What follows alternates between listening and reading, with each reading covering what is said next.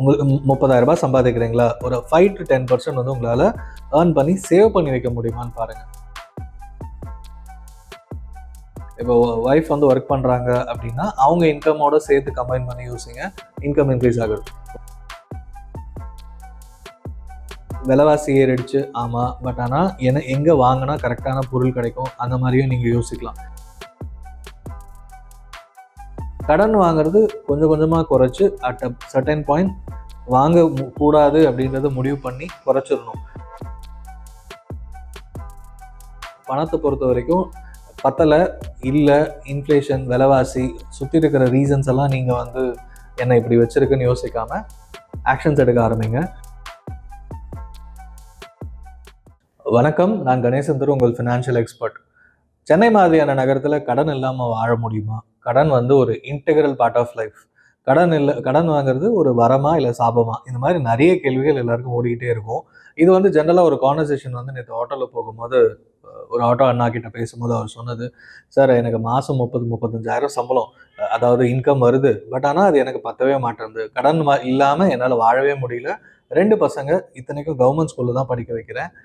Limited ஆசைகள் தான், but இருந்தாலும் அதையே நிறைவேற்ற முடியல அப்படின்னு சொல்லும்போது அவர்கிட்ட உடனே அட்வைஸ் பண்ண முடியல. பட் ஆனால் இது வந்து ஒரு வீடியோவை, ஏன்னா எல்லாருமே சென்னையில் பார்த்தீங்கன்னா எடுத்த உடனே 1 லட்ச ரூபாய் ஐடி துறையில் மட்டும்தான் வந்து ஒரு பெரிய இன்கம் இருக்கும். அதுவுமே பார்த்தீங்கன்னா நிறைய பேருக்கு குட்டி குட்டி கம்பெனிஸில் ஐடி துறையில் வேலை செய்கிறவங்களும் இந்த மாதிரி 10-15,000 ஆரம்பித்து கொஞ்சம் கொஞ்சமாக தான் இன்கம் இன்க்ரீஸ் ஆகும்.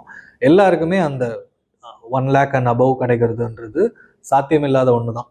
ஸோ அப்போ வந்து நம்ம இந்த 30,000 சம்பளத்தை வாழ்கிறவங்க எல்லாருக்குமே இந்த நான் சொல்கிறது வந்து இவங்க எக்ஸாம்பிள் எடுத்துக்கலாம் ஆட்டோ அண்ணா பற்றி. பட் ஆனால் மற்ற உங்கள் லைஃப்பில் உங்கள் துறையில் நீங்கள் எப்படி அதை இம்ப்ளிமெண்ட் பண்ண முடியும்? உங்கள் லைஃப்பில் உங்களுக்கு 1 பசங்க இருக்கலாம், 2 பசங்க இருக்கலாம், பேரண்ட்ஸ் இருக்கலாம், இல்லை கல்யாணம் ஆகாமல் இருக்கலாம். பட் நீங்கள் உங்கள் லைஃப்பில் இதை எக்ஸ்ப்ளோர் பண்ணுறதுக்கு இந்த வீடியோ உங்களுக்கு ஹெல்ப்ஃபுல்லாக இருக்கும்.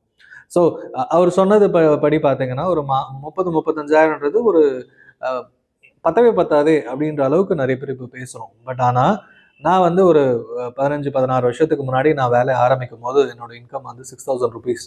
அதுக்கப்புறம் ஒரு 7-8 வருஷத்தில் வந்து கிட்டத்தட்ட 1 lakh rupees இன்க்ரீஸ் ஆச்சு. ஆனால் என் ஃப்ரெண்டு வந்து 2 பேரும் ஒன்றா தான் ஜாயின் பண்ணோம், ஒன்றா தான் ட்ராவல் பண்ணோம், கிட்டத்தட்ட ஒரே லெவல் ஆஃப் இன்கம் தான் அந்த டைம் லைனு. பட் ஆனால் அவனுக்கு வந்து அந்த 1 lakh வந்து பத்தலை. 6,000 அப்போவும் லோனு எல்லாமே பேசிகிட்டு இருந்தான், கிரெடிட் கார்டு வாங்கினான். அதுக்கப்புறம் கொஞ்சம் கொஞ்சமாக இன்கம் இன்க்ரீஸ் ஆக பைக் லோனு, கார் லோனு, அதுக்கப்புறம் ஹோம் லோனு, அப்புறம் அவங்க சிஸ்டருக்கான மேரேஜ் லோன், இந்த மாதிரி எல்லாமே லோனில் பண்ண வர இன்கம் வந்து எல்லாமே செலவாயிட்டே இருந்தது. 1 lakh வாங்கியும் அவனுக்கு பத்தவே இல்லை. ஸோ எனக்கு புரிஞ்சது என்னென்னா, நம்ம இன்கம் வந்து நம்ம எப்போ ஏர்ன் பண்ண ஆரம்பிக்கிறோமோ சில விஷயங்கள் நம்ம இம்ப்ளிமெண்ட் பண்ணி ஆகணும். ஒரு பேங்க் அக்கௌண்ட், அதுக்கப்புறம் ஏர்ன் பண்ணுறது வந்து செகண்ட் பேங்க் அக்கௌண்ட்டில் ட்ரான்ஸ்ஃபர் பண்ணலாம். ஸோ நான் இவருக்கு சொன்னதும் அதே தான்.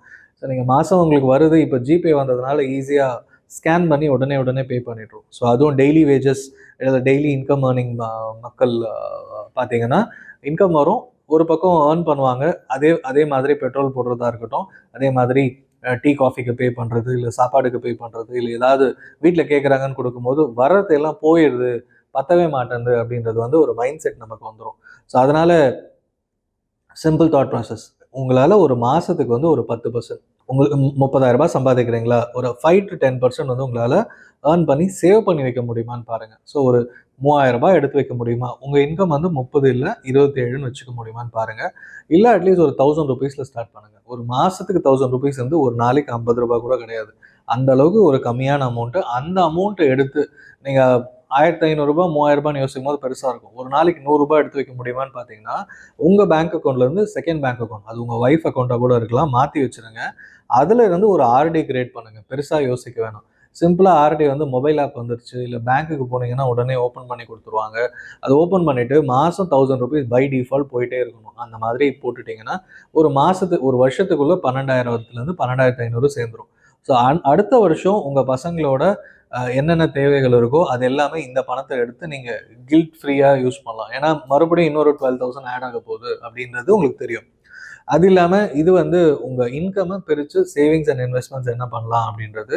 ஸோ இதை ஆரம்பிச்சிடலாம். இன்னொரு 500 ரூபாய் உங்களால் எக்ஸ்ட்ரா சேவ் பண்ண முடியுதுன்னா செகண்ட் இயர் ஆரம்பிக்கும் போது ஒரு 500 rupees எக்ஸ்ட்ராவாக ஒரு எஸ்ஐபி ஒன்று ஸ்டார்ட் பண்ணலாம். ஸோ தட் வந்து உங்கள் பசங்க வந்து காலேஜ் போகிறதுக்கு யூஸ்ஃபுல்லாக இருக்கும். இல்லை அவங்களுக்கான தேவைகள், இல்லை திடீர்னு வீட்டில் வந்து யாருக்காவது உடம்பு சரியில்லை, ஒரு நல்ல ட்ரீட்மெண்ட் எடுக்கணும் அப்படின்னாலும் இந்த பணம் யூஸ்ஃபுல்லாக இருக்கும். ஸோ இது மாதிரி அடிப்படை தேவைகளுக்காக முதல்ல உங்கள் 2 பேங்க் அக்கௌண்ட்டில் ஒன்று யூஸ் பண்ணிக்கோங்க. அதுக்கப்புறம் இல்லை பசங்களுக்கான செல்வ மகள் திட்டம் இல்லை செல்வ மகன் திட்டம் இது மாதிரி எந்த ஒரு திட்டத்துலையும் சிம்பிளாக உங்களுக்கு தெரிஞ்சு பயம் இல்லாமல் நீங்கள் சேர்க்க முடியும். போஸ்ட் ஆஃபீஸ்லேயே கூட ஸ்கீம்ஸ் இருக்குது, அதில் போய் கூட நீங்கள் சேர்க்கலாம். ஸோ தட் உங்களுக்கு பிரச்சனையே கிடையாது. உங்களுக்கு தெரியும் நீங்கள் போகிற வழியில் போஸ்ட் ஆஃபீஸில் கூட பே பண்ணிடுவீங்க. இதெல்லாம் வந்து கடன் வாங்கணுன்றதை தாண்டி பணத்தை சேர்க்க ஆரம்பிக்கும். இன்னொன்று, கடன் வாங்க ஆரம்பிச்சிட்டிங்கன்னா சரி போய் அவர்கிட்ட கைமாத்தா வாங்கிடும், இங்கே கேட்போம் அங்கே கேட்போம், இது வாங்கினா கடன் வாங்கினா இது நிறைவேற்றிடலாம் அப்படின்னு இருக்கும். பட் ஒன்ஸ் இது சேர்க்க ஆரம்பிச்சுட்டு இது வந்து வீட்லேயும் புரிய வைக்கலாம். நீங்கள் ஒய்ஃப் கிட்ட பேசி பசங்க கிட்டேயும் பேசி இதுதான் ஃபேமிலியோட நிலைமை, இதுதான் பண்ண முடியும், இங்கே உங்களுக்கு என்னென்ன தேவையோ இதெல்லாம் இப்படி தான் பண்ணணும். இன்னொரு சிம்பிள் ரூல் வந்து ஆஸ் அ ஃபேமிலியே நீங்கள் இம்ப்ளிமெண்ட் பண்ணணும். தனியாக யோசிக்கிறதுக்கு பதில் இந்த 5 செகண்ட் ரூல். பசங்களும் வந்து ஒரு பொருள் கேட்கறதுக்கு முன்னாடி யோசிப்பாங்க. உடனே பார்த்தோன்னே ஆசை வந்துடும். நமக்கே வந்து ஒரு மொபைல் அடுத்து அப்கிரேட் பண்ணலாம்னு தோணும் போது பசங்களுக்கு சின்ன பக்கத்து பசங்க வீட்டு பசங்களோ இல்லை ஸ்கூலில் பார்க்கும்போதோ இல்லை வெளியில் டிவியில் பார்க்கும்போது ஆசைப்படுவாங்க. அப்போ வந்து ஒரு 5 செகண்ட் ரூல் இம்ப்ளிமெண்ட் பண்ண சொல்லுங்கள். 5 4 3 2 1. அதாவது இந்த பொருள் நான் இப்போ வாங்கலாமா, இல்லை ஒரு 6 மாதம் கழிச்சோ, இந்த ஸ்கூல் இந்த ஃபஸ்ட் ஸ்டாண்டர்ட் செகண்ட் ஸ்டாண்டர்ட் முடிச்சு இல்லைனா இந்த ஃபஸ்ட் ரேங்க் வாங்கிட்டு இந்த மாதிரி ஒரு குட்டி சேலஞ்ச் அவங்களுக்குள்ளே வச்சுக்கிட்டு முடிக்க முடியுமான்னு அந்த 5 செகண்டில் யோசிக்கும் போது சரி தள்ளி வாங்கிக்கலாம்னு தோணும். இப்போ உடனே வாங்கி அதை அனுபவிக்கிறதுக்கும் அது வந்து ஒரு தள்ளி போடுறதுக்கும் ஒரு மிகப்பெரிய வித்தியாசம் இருக்கும். அவங்களுக்கும் ஒரு சாட்டிஸ்ஃபேக்ஷன் கிடைக்கும், உங்களுக்கும் ஒரு பெரிய சாட்டிஸ்ஃபேக்ஷன் இருக்கும். ஸோ இந்த மாதிரி ஒரு சில சேலஞ்ச், அந்த 5 second rule as a family once உங்கள் இன்கம் லெவல் இன்க்ரீஸ் ஆகிற வரைக்கும் அது அடுத்த லெவலையும் இம்ப்ளிமெண்ட் பண்ணலாம். ஸோ தட் நீங்கள் அதாவது பெரிய ஒரு லக்ஸரி ஐட்டம் வாங்குறது ஈஸி, அனுபவிக்கிறது ஈஸி, பட் ஆனால் அடுத்த நொடி பார்த்தீங்கன்னா அதோட மதிப்பு குறைஞ்சு போயிடும். ஸோ அதனால் ஒன்ஸ் உங்களால் ஒரு 1 லட்ச ரூபாய் 2 லட்ச ரூபாய் சம்பாதிக்கும் போது இந்த மாதிரி குட்டி குட்டி விஷயங்கள்லாம் உடனே வாங்கி அனுபவிக்க முடியும். அப்போ வந்து உங்களோட தாட் ப்ராசஸ் வேறு மாதிரி இருக்கும். ஸோ இப்போ வந்து அத்தனைக்கும் ஆசைப்பட நமக்கு எல்லாமே மொபைல்லே வந்ததுனால மொபைல்லே வந்து ஈஸியாக எல்லாத்தையும் உடனே பர்ச்சேஸ் பண்ண முடியும். யூபிஐ இருக்கிறதுனால, ஜிபே இருக்கிறதுனால. ஸோ அதனால் இந்த ரூலை எப்போ வேணால் நீங்கள் அப்ளை பண்ணுங்கள். லைஃப்பில் உங்கள் ஃபேமிலிக்கு ஃபுல்லாகவே சொல்லிக் கொடுங்க. நீங்கள் முதல்ல இம்ப்ளிமெண்ட் பண்ணுங்கள். அப்போ தான் வந்து ஃபேமிலி ஃபாலோ பண்ணுவாங்க. ஸோ இந்த விஷயம் ஒன்று. அண்ட் இன்கம் இன்க்ரீஸ் ஆகிறதுக்கும் யோசிங்க. ஒரு நல்ல இன்ஸ்பிரேஷன் ஆட்டோ அண்ணா கிட்ட பேசுனதுனால அவருக்கே சொன்னது என்னென்னா, ஆட்டோ ஓட்டியே ஆட்டோ அண்ணான்னு சொல்லிட்டு திருவான்மையூரில் ஆரம்பித்து இப்போ வந்து ஐஐடி வரைக்கும் பெரிய பெரிய கார்ப்பரேட் கம்பெனிஸில் போய் அவர் இன்ஸ்பைரிங் டாக் கொடுத்துருக்காரு. எப்படி ஒரு ஆட்டோவை வந்து ஒரு பெரிய லைப்ரரியாக மாற்றினேன் அப்படின்றதையும், அது மூலமாக ஒய்ஃபை வச்சு எப்படி எல்லாருமே வர ஆரம்பித்தாங்க அப்படின்றத ஒரு இன்ஸ்பைரிங் ஸ்டோரியாக சொன்னார். ஸோ இருக்கிற இடத்த நம்ம எப்படி இன்னோவேட்டிவாக யோசிக்கலாம், சிம்பிளாக ஒரு கஸ்டமர் சர்வீஸ் நெக்ஸ்ட் லெவல் என்ன கொடுக்கலாம், அதுதான் இப்போ எல்லாருக்குமே ஒரு தனித்துவமானது, யூனிக்காக நீங்கள் பண்ணக்கூடியது. ஸோ இது ஆட்டோ மட்டும் இல்லை, நீங்கள் ஒரு கிராஃபிக் டிசைனர், ஒரு ஐடியில் என்ட்ரி லெவலில் இருக்கீங்கன்னா நீங்கள் வந்து இன்னும் என்ன கற்றுக்கலாம், இப்போ இருக்கிற ஏஐ ஃபீல்டு எப்படி எக்ஸ்ப்ளோர் பண்ணலாம், உங்கள் ஃபீல்டில் ஏஐ எப்படி இம்ப்ளிமெண்ட் பண்ணலாம், இந்த மாதிரி குட்டி குட்டி விஷயங்களை நீங்கள் யோசித்து பண்ண உங்கள் இன்கம் கொஞ்சம் கொஞ்சமாக இன்க்ரீஸ் ஆகும். உங்கள் ஃப்ரெண்ட் சர்க்கிள், உங்கள் கலீக் சர்க்கிள் இருக்கிற லெவல் ஆஃப் நாலேஜில் நீங்களும் இருந்தீங்கன்னா இன்கம் இன்க்ரீஸ் ஆகாது. நீங்கள் எப்படி உங்களை தனியாக வச்சுக்கணும்னு நினைக்கிறீங்களோ, அதுக்கு என்ன கற்றுக்கணும்னு நினைக்கிறீங்களோ அதை வந்து மேலே இருக்கவங்க கிட்ட கேட்டு எக்ஸ்ப்ளோர் பண்ண ஆரம்பிங்க. ஸோ தட் உங்கள் இன்கம் கொஞ்சம் கொஞ்சமாக இன்க்ரீஸ் ஆக ஆரம்பிக்கும். ஸோ பணம் எவ்வளோ தான் இருக்குதுன்னு யோசிக்காமல் பணத்தை வளர்க்குறதுக்கு, அதாவது இன்வெஸ்ட்மெண்ட் பண்ணோன்னு கிடையாது, இன்கம் இன்க்ரீஸ் ஆகிறதுக்கு என்ன பண்ணோன்றது நீங்கள் மட்டும்தான் பண்ண முடியும். நீங்கள் மட்டும்தான் ஆக்ஷன் எடுக்க முடியும். ஆஸ் அ ஃபேமிலியும் யோசிக்கலாம். இப்போ ஒய்ஃப் வந்து ஒர்க் பண்ணுறாங்க அப்படின்னா அவங்க இன்கமோட சேர்த்து கம்பைன் பண்ணி யோசிங்க, இன்கம் இன்க்ரீஸ் ஆகுது. ஒய்ஃப் ஒர்க் பண்ணலன்னா என்ன ஆல்டர்னேட்டிவாக பண்ண முடியும்னா அவங்களோட சேர்ந்து கன்சல்ட் பண்ணுங்கள். So that as a family income நீங்கள் 30,000-40,000 கொஞ்சம் கொஞ்சமாக இன்க்ரீஸ் பண்ண முடியுதான்னு பாருங்கள். வீடு வாங்குற ஆசையை தள்ளி போடுங்க. என்னோட இன்கம் இந்த லெவல் வந்தால் தான் வாங்குவேன் அப்படின்றது. அதை தவிர மீதி பேசிக் நீட்ஸ் எல்லாத்தையுமே உங்கள் இன்கமால் கண்டிப்பாக பூர்த்தி பண்ணிக்க முடியும். ஸோ பக்கத்து வீட்டை பார்த்து, வெளியில் போகிறத பார்த்து நம்ம நெகட்டிவ் தாட்ஸ், இது என்னால் முடியாது, அவன் ஏதோ தப்பு பண்ணியிருப்பான், அந்த மாதிரிலாம் நெகட்டிவ் தாட்ஸ் மணியை பற்றி இல்லாமல் பாசிட்டிவாக என் லைஃப்பில் என்ன பண்ணலாம், ஸோ தட் இன்கம் இன்க்ரீஸ் ஆகுது, ஆஸ் அ ஃபேமிலி ஹாப்பியாக இருக்கும் அப்படின்றத யோசிக்க ஆரம்பிங்க. ஸோ வேறு ஏதாவது சேலஞ்சஸ், விலைவாசி ஏறிடுச்சு ஆமாம், பட் ஆனால் எங்கே வாங்கினா கரெக்டான பொருள் கிடைக்கும் அந்த மாதிரியும் நீங்கள் யோசிக்கலாம். ஸோ பக்கத்து கடையில் போய் நீங்கள் டெய்லி வாங்கும் போது விலை அதிகமாக தான் இருக்கும். ஸோ ஒரு சூப்பர் மார்க்கெட்டில் போய் நீங்கள் வந்து பல்காக பர்ச்சேஸ் பண்ணுறீங்க ஒரு மாதத்துக்கோ இல்லை 15 நாளைக்கான பொருள் அப்படின்னும் போது காய்கறியும் வந்து நீங்கள் பல்காக நீங்கள் யாராக இருந்தாலும் எங்கே போனால் சீப்பாக கிடைக்கும், ஓரளவுக்கு பெட்டராக கிடைக்கும்ன்றது யோசித்து எக்ஸ்ப்ளோர் பண்ணிங்கன்னா நம்ம டைமுக்காக சில சமயம் எக்ஸ்ட்ரா காசு கொடுப்போம், நிறைய டைம் ஸ்பெண்ட் பண்ண முடியல. இந்த லெவலில் நம்ம வந்து எங்கே போனால் ஒரு அடுத்த 1 வீக்கான காய்கறி கிடைக்கும், கொஞ்சம் சீப்பாக கிடைக்குமா, இல்லை 3 days ஒன்ஸ் போனால் ஈஸியாக சீப்பாக கிடைக்குமா அப்படின்ற மாதிரி தேடி எக்ஸ்ப்ளோர் பண்ணிங்கன்னா உங்களுக்கே வந்து சேவ் பண்ண முடியும் நிறைய. ஸோ ஆல்டர்னேட்டிவாக என்னென்னலாம் பண்ண முடியும்னு கொஞ்சம் யோசித்து இம்ப்ளிமெண்ட் பண்ணுங்கள். கடன் வாங்குறது கொஞ்சம் கொஞ்சமாக குறைச்சி அட் அ சர்டன் பாயிண்ட் வாங்க கூடாது அப்படின்றத முடிவு பண்ணி குறைச்சிடணும். இருக்கிற கடனை குறைச்சிருங்க. அதுக்கப்புறம் உங்கள் பணத்தை இன்க்ரீஸ் பண்ணுற தாட்ஸ் கொடுக்க கொடுக்க ஆட்டோமேட்டிக்காக யூனிவர்ஸ், நம்ம கடவுள் நம்பிக்கை இருந்தாலும் சரி, இல்லை யூனிவர்ஸ் நம்புறீங்கன்னா உங்களுக்கு வந்து இன்கம் இன்க்ரீஸ் ஆகிறதுக்கான யோசனைகள் தானாக வரும், இம்ப்ளிமெண்ட்டும் பண்ணுவீங்க. இதெல்லாம் தானாக நடக்காது. ஒன்று ஒன்றா நீங்கள் ஆக்ஷன் ஸ்டெப் எடுக்க தான் அடுத்து என்ன பண்ணலான்றது உங்களுக்கு தோண ஆரம்பிக்கும். ஸோ தட் பாசிட்டிவாக இருங்க. பணத்தை பொறுத்த வரைக்கும் பத்தலை, இல்லை, இன்ஃப்ளேஷன், விலைவாசி, சுற்றி இருக்கிற ரீசன்ஸ் எல்லாம் நீங்கள் வந்து என்னை இப்படி வச்சிருக்குன்னு யோசிக்காமல் ஆக்ஷன்ஸ் எடுக்க ஆரம்பிங்க. என்ன ஸ்டெப் எடுக்கலான்னு பாசிட்டிவாக பண்ண ஆரம்பித்தா மட்டும்தான் லைஃப்பில் நெக்ஸ்ட் லெவலுக்கு போக முடியும். வட்டி கட்டுறது கரெக்டாக, எவ்வளோ வட்டி கட்டலாம், ஏன்னா இது தெரியாமல் நிறைய பேர் வந்து இவ்வளோ காசு கிடச்சிது, இவ்வளோ காசு கொடுத்துருக்கேன் அப்படின்னு யோசிக்காமல் நம்ம எவ்வளோ கட்டுறோன்னே தெரியாது. ஜென்ரலாக பார்த்தீங்கன்னா வீடு வாங்குறது நல்லது, சொத்து சேர்க்கறதுன்னு சொல்லுவாங்க. பட் ஆனால் யார் வளர்ந்துருக்கான்னு பார்த்தீங்கன்னா இந்தியாவில் இருக்க பேங்க்ஸ் எல்லாம் மிகப்பெரிய பேங்க்ஸாக வளர்ந்துருக்கு. உலகத்திலேயே வந்து மிகப்பெரிய கடன் கொடுத்து எல்லாரையும் கடனாளி ஆக்கிறவன்னு பார்த்தீங்கன்னா பேங்க்ஸ் மட்டும்தான். ஏன்னா நம்ம வந்து என் வீடு வாங்க முடியாது, நான் கடன் வாங்கி தானே வாங்கணும், கரெக்டு. பட் ஆனால் நீங்கள் வாடகை தங்குறதுக்குன்னு ஒரு வீடு கண்டிப்பாக எப்பயுமே கிடைக்கும். அண்ட் ஒரு குடிசை வீட்லேயும் இருக்கலாம், முன்னெல்லாம் இருந்தோம். இப்போ வந்து சென்னை எங்கே இருந்தாலும் ஒரு வீடு வாங்குறது வந்து சொந்த காசு போட்டு வீடு வாங்குறதுக்கு நம்ம நிறைய சம்பாதிக்கணும், அதுக்கு வந்து டைம் எடுக்கும். பட் ஆனால் கடன் வாங்கி உடனே வாங்கிடலாம். பட் அது எனக்கு சொத்தா இருக்குமான்னு பார்த்தீங்கன்னா நீங்கள் இருக்கிற வீட்டிலேருந்து உங்களுக்கு இன்கம் ஜென்ரேட் ஆகுமா அப்படின்னு பார்க்கணும். பட் நம்ம தங்கும் போது அதில் இன்கம் வராது. நான் இந்த வீட்டில் இருக்கேன், நான் காசு போட்டு வாங்கிட்டேன், பட் ஆனால் என்னால் இங்கேருந்து இன்கம் ஜென்ரேட் பண்ண முடியாது, ஏன்னா நான் இங்கே வாழ்ந்துட்டு இருக்கேன். கூட ஒரு ரெண்டல் யாராவது ஒருத்தர் மாடி 2வது மாடியில் வச்சுருந்தாலுமே அவரு கொடுக்குற இன்கமும் அதுக்காக நான் செலவு பண்ணி கட்டின வீடு, 1 கோடி ரூபாய் போட்டு வீடு கட்டியிருப்பேன், அவர் எனக்கு வந்து மாதம் 30,000 ரூபாய் தராரு அப்படின்னா வருஷத்துக்கு 3.6 lakhs, 3.5 லட்ச ரூபாய்க்கு மேலே. ஆனால் அது 1 கோடிக்கு பார்த்தீங்கன்னா கிட்டத்தட்ட 3.5% ரிட்டர்ன்ஸ். அதை நான் எஃப்டியில் சும்மாவே வச்சுருந்தாலே எனக்கு அதிக ரிட்டர்ன்ஸ் கிடைக்கும். ஸோ நம்ம வந்து சொத்து வாங்குறதையும் வந்து வீடு பர்டிகுலராக நிறைய பேர் வீடு வாங்குறது வந்து ஒரு பெரிய கனவாக வச்சுருப்பாங்க.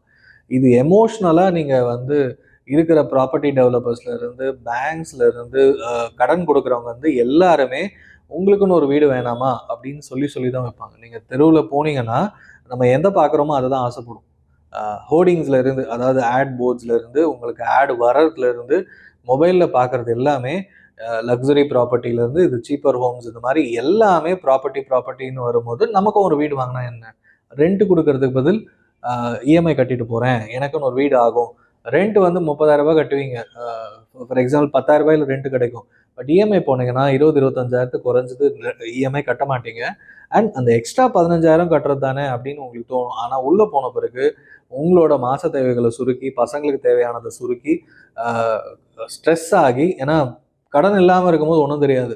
10,000 ரூபான்றது எக்ஸ்ட்ரா ஒரு 2,000, 3,000 இல்லை 10,000 அந்த எக்ஸ்ட்ரா செலவு பண்ணாலும் உங்கள் லைஃப்பில் பிரச்சனை வராமல் இருக்கும் ஒரு மாதத்தில். பட் ஆனால் இங்கே 25,000 போயிட்டு ரிமைனிங் இருக்கிற பணத்தில் எக்ஸ்ட்ரா உடம்பு சரியில்லை, இல்லை யாராவது ஒரு ஃபங்க்ஷன் போகும்போது கண்டிப்பாக அது வந்து மிகப்பெரிய ஒரு ஸ்ட்ரெஸ்ஃபுல் சுச்சுவேஷன். இந்த மாதிரி ஒரு பர்சன் வந்து நான் ஒரு 10 வருஷத்துக்கு முன்னாடி அவர்கிட்ட எக்ஸ்பிளைன் பண்ணும்போது, கரெக்டு நான் ஆரம்பிக்கணும்னு நினைக்கிறேன், பட் தள்ளி போடுறேன் அப்படின்னாரு. ஒரு எஸ்ஐபியை 10 வருஷம் ஆச்சு, இன்னமும் ஒரு எஸ்ஐபி கூட ஸ்டார்ட் பண்ண முடியல. லோன் அடைக்கிறேன், அப்புறம் தம்பிக்கு ஒரு வீடு மேரேஜ் பண்ணணும், இந்த மாதிரி ஒவ்வொரு இதுவாக தள்ளிகிட்டே வந்தது. செல்வ மகள் திட்டம் ஒரு 2-3 வருஷத்துக்கு முன்னாடி ஆரம்பிச்சுன்னு சொன்னார், ஒரு 1000 ரூபாய்க்கு, அவ்வளோதான். ஸோ இந்த மாதிரி நம்ம என்ன யோசிக்கிறோமோ அதுதான் நடந்துக்கிட்டே இருக்கும். ஸோ நம்ம வந்து வீடு வேணும்னு யோசித்து வாங்கிட்டோம்னா அந்த லோன் அடைக்கிறதுக்கு குறைஞ்சது ஒரு 5 to 10 years ஆகிடும். அந்த 10 years வந்து உங்களோட முக்கியமான பீக் பீரியடு. ஸோ நீங்கள் சம்பாதிக்கிற எக்ஸ்ட்ரா பணத்தை எல்லாத்தையுமே லோன் அடைக்கிறது தான் இருப்பீங்களே தவிர அடுத்த கட்டத்துக்கு யோசிக்க மாட்டீங்க. ஸோ நம்ம வந்து lower middle income and middle class அப்படின்னு சொல்கிறவங்க எல்லாருக்குமே வந்து இந்த வீடு வாங்குறத ஒரு திணிப்பாக தான் இப்போ சொசைட்டியில் பண்ணிட்டு இருக்காங்கன்னு தான் உண்மை. ஸோ வாங்குறது தப்பு இல்லை, பட் உங்கள் இன்கம் லெவல் இன்க்ரீஸ் பண்ணிக்கோங்க. அதே மாதிரி 20% டவுன் பேமெண்ட் கட்டினா போதும் அப்படின்னு சொல்லுவாங்க. என்னது டவுன் பேமெண்ட்டாக வேணாமா அப்படின்னு சொல்லியும் நிறைய ஆட்ஸ் இப்போலாம் பார்க்குறீங்க. பட் ஆனால் பிரச்சனை என்னென்னா உள்ளே போன பிறகு உங்களுக்கு அந்த லோன் இருக்குது, அதை தாண்டி உங்களுக்கு ஆசைப்பட்டு லோனுன்னு எதுவும் வாங்க முடியாது. கார் லோன் வாங்குறதா இருக்கட்டும், இல்லை எதுவுமே வந்து இந்த லோன் இருக்கிறதுனால உங்களால் கட்ட முடியாது. உங்கள் ஃபேமிலி பட்ஜெட் வந்து பயங்கரமாக இடிக்கும். ஸோ ஃபஸ்ட்டு பணத்தை சேர்த்து வைங்க. எமர்ஜென்சிக்கு தேவையான பணத்தை சேர்த்து வைங்க. அதுக்கப்புறமா வந்து ஒரு மினிமம் ஹெல்த் இன்சூரன்ஸ் எடுத்துக்கோங்க. ஏன்னா திடீர்னு ஒரு 1 லேக் செலவாகுதுன்னா நிறைய பேர் வந்து ஒரு பிரச்சனையில் மாட்டிக்கிட்டு கடன் வாங்கி கடனில் மாட்டிக்கிறாங்க. அந்த சைக்கிள்லேருந்து வெளியே வர்றது எல்லாருக்கும் ஒரு மிகப்பெரிய ஸ்ட்ரகிளாகவே இருக்குது. ஸோ அதனால் அந்த கடனில் மாட்டின பிறகு என்ன யோசிக்கணும்? ஏன்னா வீடு இருக்கிறது தான் பிரச்சனைனா, வீடை விற்கிறதுக்கும் ரெடியாக இருப்பீங்களா அப்படின்னு யோசிச்சு பாருங்கள். வீடு இருக்குது, பட் ஆனால் உள்ளே வந்து ஸ்ட்ரெஸ்ஃபுல்லாக இருக்குது, எல்லா பிரச்சனையும் டிஸ்கஸ் பண்ணிட்டு வர்றதே கஷ்டமாக இருக்குன்னும் போது அந்த வீடுனால ஏதாவது யூஸ் இருக்கான்னு யோசிச்சு பாருங்கள். ஸோ இந்த லெவலில் இருக்கிறோம் அப்படின்னும் போது கொஞ்சம் வீடு வாங்குறத தள்ளி போடுங்க. பட் ஆனால் முதல்ல எமர்ஜென்சி ஃபண்ட் எந்த லெவலில் இருந்தாலும் ஒரு கெரியர் ஸ்டார்ட் பண்ணுங்க, எமர்ஜென்சி ஃபண்ட் ஆரம்பிங்க. அதுக்கப்புறமா கொஞ்சம் கொஞ்சமாக உங்களோட லைஃப் கோல்ஸ் என்ன, வீடு வாங்கணும், கார் வாங்கணும், பைக் வாங்கணும் எழுதி வைங்க. எதை எப்போ வாங்கலாம் அப்படின்றதும் இருக்குது. உங்கள் இன்கம் லெவல் இப்போ நான் 35,000 சம்பாதிக்கிறேன், நம்ம ப்ரீவியஸ் வீடியோவில் எக்ஸ்பிளைன் பண்ணியிருப்போம். அதுக்கு அடுத்து இன்கம் இன்க்ரீஸ் ஆகிறதுக்கு என்ன பண்ணலாம்? ஒரு 1 லேக் ஆனோடனே எனக்கு ஒரு சஃபிஷியன்ட் இன்கம் இருக்கும், என்னால் வந்து எமர்ஜென்சி ஃபண்டும் வச்சுக்க முடியும், டவுன் பேமெண்ட்டுக்கான அமௌண்ட்டும் அடுத்த ஒரு 5 வருஷத்துக்கு ரெடி பண்ண முடியும் அப்படின்னும் போது அப்போ வீடு வாங்கலாமான்னு யோசிக்கலாம். ஸோ வீடு வாங்கக்கூடாதுன்னு இல்லை, ஏன்னா அதனால தான் நிறைய பேர் ஒரு மிகப்பெரிய கடனாளியாக ஒரு சைக்கிள்குள்ளே போய் மாட்டிக்கிறாங்க. அதுக்கப்புறமா வந்து பசங்க படிப்பு, அதுக்கப்புறம் அதுக்குள்ளே ஒரு 45-50 வயசு ஆகும்போது உங்களுக்கான ரிட்டையர்மெண்ட் தேவை, உங்கள் இன்கம், இது மாதிரி எல்லாமே ஒரு ஸ்ட்ரெஸ்ஃபுல் சுச்சுவேஷன் ஆகிடும். ஸோ நமக்கு லைஃப் டைம் இருக்குது, ஒரு 55-60 வயசு வரைக்கும் இருக்குது. ஸோ வீடை வந்து போன ஜென்ரேஷன்லாம் பார்த்தீங்கன்னா 50+ அவங்க வந்து பசங்களுக்கு தேவையான பணம் சேர்த்து வச்சுருப்பாங்க மேரேஜ்க்கு. அப்புறம் அவங்களோட ரிட்டையர்மெண்ட்டுக்கு வந்து கவர்மெண்ட் ஆஃபீஸில் சேர்த்து பணம் சேர்த்து வச்சுருப்பாங்க. அதுக்கப்புறம் வீடு வாங்குறதுக்கும் யோசிப்பாங்க, வாங்கவும் செய்வாங்க. ஏன்னா டைம் இருக்குது. பணத்தை பொறுத்த வரைக்கும் நீங்கள் எவ்வளோ டைம் கொடுக்குறீங்களோ, 1 வருஷம் கொடுத்தீங்கன்னா பெரிய ரிட்டர்ன்ஸ் இருக்காது, 3-4 வருஷம் கொடுத்தீங்கன்னா ரொம்ப பெருசாகவும் தெரியாது. பட் 10 வருஷத்தில் மிகப்பெரிய ரிட்டர்ன்ஸாக இருக்கும். ஒரு எஸ்ஐபியில் ஒரு 20 வருஷத்தில் பார்த்தீங்களா பல மடங்கு கம்பவுண்ட் ஆகிருக்கும். கூட்டு வட்டின்னு சொல்கிறோம் இல்லையா, அது இதுவே லோன்ஸில் போய் மாட்டிக்கிட்டிங்கன்னா லைஃப் லாங் வந்து சரி ஓகே இந்த லோன் முடிஞ்சிருச்சு, அடுத்து இந்த லோன் வாங்குவோம். ஏன்னா எங்கள் வீட்டில் வேலை செய்கிறவங்களும் பார்த்தீங்கன்னா அவங்க வந்து அந்த ஆண்டியும் வந்து இந்த லோன் வாங்கினேன், இதை அடைச்சிட்டேன், அடுத்து இது முடிஞ்சிருச்சு, அடுத்து இந்த லோன் வாங்கி பெரிய பொண்ணு கல்யாணம் பண்ண போகிறேன், சின்ன பொண்ணு கல்யாணம் பண்ண போகிறேன்னு சொல்லி எல்லாத்துக்குமே லோனாக தான் யோசிப்பாங்க. அவங்க பல இடத்துல வேலை செஞ்சு இன்கம் ஏர்ன் பண்ணி கஷ்டப்படுறாங்க, இல்லைன்னு சொல்ல. பட் ஆனால் லோன்லேயே தான் சுற்றிட்டு இருக்க முடியுது. ஸோ இது வந்து இந்த மாதிரி ஸ்ட்ரெஸ்ஃபுல் லைஃப்பை வாழணுமா, மாற்றி மாற்றி எடுத்து போட்டு பண்ண முடியும், இது ஒரு டைப் ஆஃப் லைஃப். ஆர் எடுத்த உடனே வந்து சேர்த்து வச்சு பொறுமையாக ஒன்றா என்னோட கோல்ஸ் என்ன, எப்போ வாங்கணும், எல்லாத்தையும் பிளான் பண்ணிங்கன்னா கண்டிப்பாக நடக்கும். இந்த டைம் பீரியடில் நீங்கள் கஷ்டப்பட்டு இன்கம் இன்க்ரீஸ் பண்ணுறதை விட உங்கள் ஸ்கில்ஸ் இம்ப்ரூவ் பண்ணிக்கிட்டிங்கன்னா கண்டிப்பாக உங்கள் இன்கம் வந்து உடனே ஒரு பெரிய ஜம்ப்பு பார்க்க முடியும். ஸோ உங்கள் இன்கம் இன்க்ரீஸ் ஆகிறதுக்கு என்னென்னலாம் பண்ணலான்றது தான் உங்கள் முதல் வேலையாக இருக்கணும். ஸோ கடனை இன்க்ரீஸ் பண்ணிக்காதீங்க. ஏன்னா கிரெடிட் கார்டு லோன் வந்து கிட்டத்தட்ட மாதத்துக்கு 3% வட்டி, 36%. ஸோ பர்சனல் லோன் பண்ணிங்கனாலும் 18-19% கம்மியாக கிடைக்காது. இதெல்லாம் வாங்குறது ஈஸி, பட் ஆனால் கட்டும் போது தான் எவ்வளோ பர்சன்டேஜ் இருக்கானே நமக்கு தெரியும். அதே மாதிரி ஹோம் லோன் போனீங்கனாலும் 9-10%, இப்போ 8-9% சொல்கிறாங்க. இது ஏற இறங்க எப்படியா இருந்தாலும் ஹோம் லோன் வந்து என்ன பிரச்சனைனா இன்ட்ரெஸ்ட் ரேட் கம்மி, பட் கட்டுற டைம்லைன் வந்து 15-20 வருஷம். நீங்கள் கட்டுற அமௌண்ட்டும் வந்து 20,000-25,000க்கு மேலே இருக்கும். அப்போ வந்து உங்கள் bulk of salary or income வந்து ஹோம் லோனுக்கே போயிடும். ஸோ லோனுன்ற டாபிக் வந்தாலே ஒன்று இன்ட்ரெஸ்ட் அதிகமாக இருக்கும், இல்லை அமௌண்ட் வெளியில் போகிறது அதிகமாக இருக்கும்ன்றது தான் உண்மை. ஸோ இதை பொறுமையாக யோசித்து கொஞ்சம் கொஞ்சமாக ஸ்டெப் எடுங்க. உன் ஃப்ரெண்டு வாங்கிட்டான், பக்கத்து வீட்டுக்காரன் வாங்கிட்டான், நீ அவசரப்பட்டு வீடு வாங்குறதோ இல்லைனா ஒரு கார் வாங்குறதோ இல்லை ஒரு மிகப்பெரிய பைக்கு, அதாவது பைக் வந்து எல்லா ரேஞ்ச்லேயும் இருக்குது. உங்களோட தேவை என்ன, அதுக்கேற்ற மாதிரி பைக்கு, உங்களோட தேவை என்ன, அதுக்கேற்ற மாதிரி பொருட்கள் உங்கள் வீட்டில் இருந்தால் கண்டிப்பாக ஸ்ட்ரெஸ் ஃப்ரீயாக இருக்கலாம். நம்ம வந்து லைஃப்பை வந்து சந்தோஷமாக இருக்கணும்னு தான் முக்கியம். இது வாங்கினா சந்தோஷம், அது வாங்கினா சந்தோஷம்னா அடுத்தடுத்துன்னு உங்கள் லைஃப்பில் வந்து மொபைல் ஆப்ஸ் மூலமாக திணிச்சிட்டே இருப்பாங்க. ஒன்று இந்த ஏசி வாங்கினா சந்தோஷம், இந்த பைக் வாங்கினா சந்தோஷம், இந்த கார் வாங்கினா சந்தோஷம்னா கார் வாங்கியாச்சு, சந்தோஷமாக இருப்பீங்களா? இல்லை இதை விட மிகப்பெரிய கார் வாங்கலாம். ஃபஸ்ட்டு மாருதி வாங்கிட்டு அதுக்கு அடுத்து வந்து லக்ஸரி கார், மெர்சிடிஸ் பென்ஸோ இல்லை BMW இல்லை எலக்ட்ரிக் கார் வாங்கலாம். ஒன்று ஒன்றா தோணிகிட்டே இருக்கும். ஸோ அப்போ வந்து சந்தோஷன்றது நீங்கள் என்ன யோசிக்கிறீங்கன்றது, பணத்தினால சந்தோஷமும் பணத்து மூலமாக வாங்குற ப்ராடக்ட்னால சந்தோஷமும் கிடைக்கும். பட் அது வந்து அடுத்தடுத்துன்னு போயிட்டே இருக்கும். நம்ம லைஃப்பில் இன்கம் வந்து கண்டினியூஸாக அதிக இன்கம் வர அளவுக்கு நம்ம லைஃப்பை ஸ்ட்ரீம்லைன் பண்ணிவிட்டு அதுக்கப்புறமா எல்லாத்தையும் ஆசைப்படுங்க, எல்லாத்தையும் வாங்குங்க, தப்பே கிடையாது. அத்தனைக்கும் ஆசைப்படுன்னு ஒருத்தர் சொல்லுவார் இல்லையா? ஸோ அத்தனைக்கும் ஆசைப்படுங்கள். ஆனால் ஒன்று ஒன்றா இம்ப்ளிமெண்ட் பண்ணுங்கள். அப்போ தான் வந்து லைஃப் ஸ்ட்ரெஸ் ஃப்ரீயாக ஜாலியாக இருக்க முடியும். வேறு ஏதாவது டவுட்ஸ் இருந்தால் கீழே கமெண்ட் பண்ணுங்கள். We will discuss. தேங்க்யூ.